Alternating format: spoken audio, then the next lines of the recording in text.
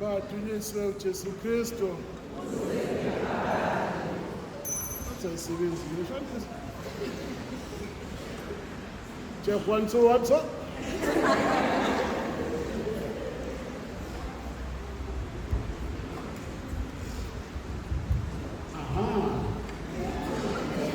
Badunyiswe uJesu Kristu. Impela amafutha athambisa ne? Amafutha vele by nature athambisa kithi. Bese wazi ukuthambisa nami. Bathandekayo ngifisa ukuba sibheke isifundo sokuqala encwadini yezenzo zabapostoli. Ambalwa amaphuzu engifisa ukuba ngiwabheke. Ngibone namatafula eminyango so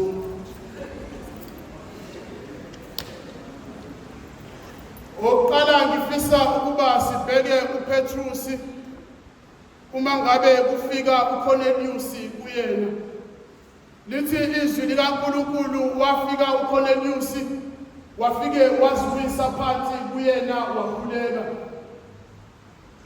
esifundweni sesingisi bathi he worshipped him wafike wakhuleka phambi kwakhe ezinyaweni kepha kunento eyenziwa uPetrus nento ayishoyo engifisa ukuba kube yona esibhekayo uthi uma ngabe ebhala umbhali wencwadi yezenzo zabapostoli athi uCornelius wathi eseziwisile ezinyaweni zikaPetrus ekhuleka kuye kuPetrus wamthatha wamvusa wathi nami ngumuntu nje.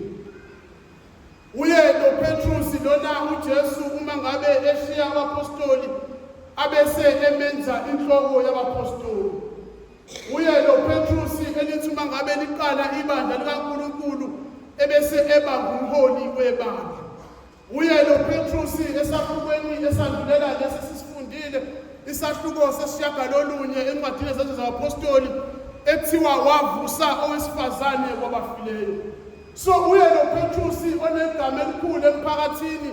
So kuyawenza umqondo uma ngabe efika uCornelius kuyena afike azwise kuyena, then he worships him. But into engihlaba umqhele ngoPetrus ukuthi akabheki isenzo sikaCornelius ebese kuba yisona esimphakamisayo. Ukuthi nakuba uNkulunkulu esemthathile wambeka endaweni thizeni, kepha akakhohliwe ukuthi nami ngingumuntu. So isenzo sikaPetrus sokuqala uyamsukumisa uCornelius ngoba akambuki njengomuntu engeyilutho, kepha uyamsukumisa ambekele izinga lakhe bese bekhuluma menthumeni. Ukuthi bangaki thina abantu esithe sabaphakamisa sabasusa ezingena abakulona sabeka lapha phansi kwethu nathi. Ukuthi bangaki abantu kuthina esithe siphila nabo bengelutho emehlweni ethu sabafukula sabeka izingeni lethu ukuze nabezwane isidima phambi kwabantu.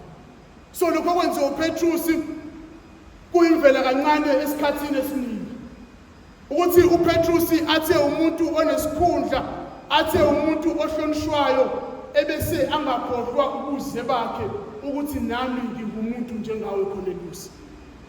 Ngoba abanye bethu uthi uNkulunkulu ngabathatha abaphakamise ababeke endaweni ethize ebese bakhohlwa ukuthi nabo bangabantu belimi labo.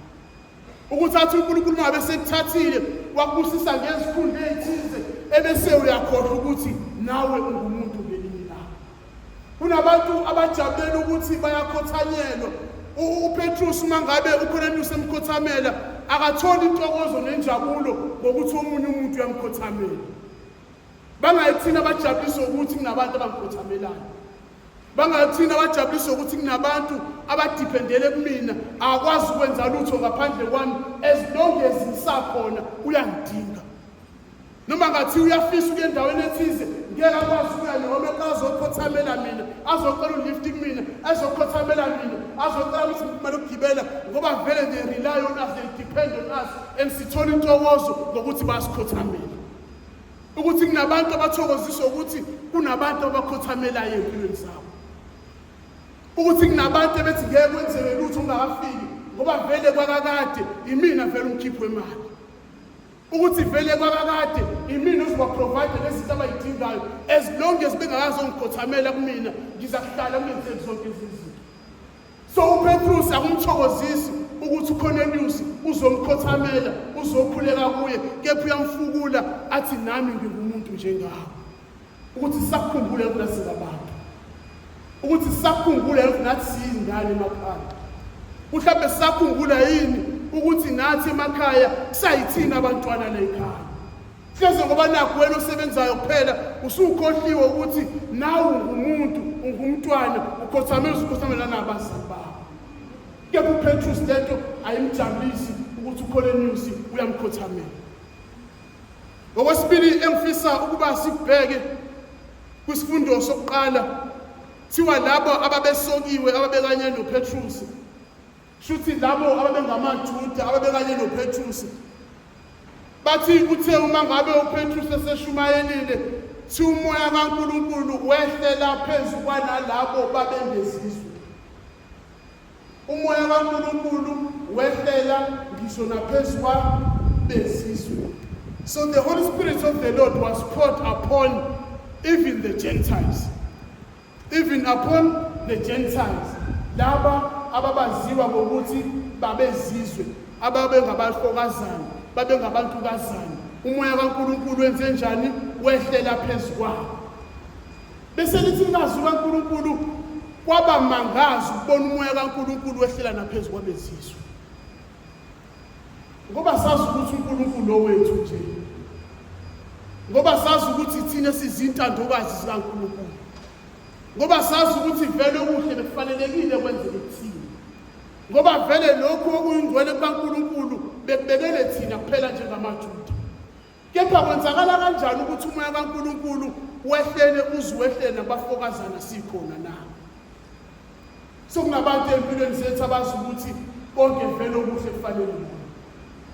Athi mangabe uNkulunkulu ebusisa omunye umuntu, ubengubani yena ephuma emndenini oyinje azathola ingane yakhe ekwazi ukusebenza umsebenzi ongaka? Athi bewubani yena kuyamuzi baze bakwazi uku-afford imoto, ngoba izinto ezinhle vele kakade bekumele zenzekalele mina. Ukuthi ube ubani loyana ephuma ekhaya elingelutho ukuthi ingane yakhe ibingazi ithola umfundaze na? Ukuthi vele ubeka kade ubani loyana ukuthi ingane zakhe zizeyiphumelele, zizeyithola umshado, ziye zakhe imizi, ziye zibe namabhizinisi. Kakade vele izinto ezinhle bekufanele zenzeke mina. So nabantu basurpriseka, they were amazed, they were perplexed when they saw the Holy Spirit being poured upon even upon the Gentiles. Ngoba vele bakakade okuhle bekumele kwenzeke mina, hayi kwabanye abantu.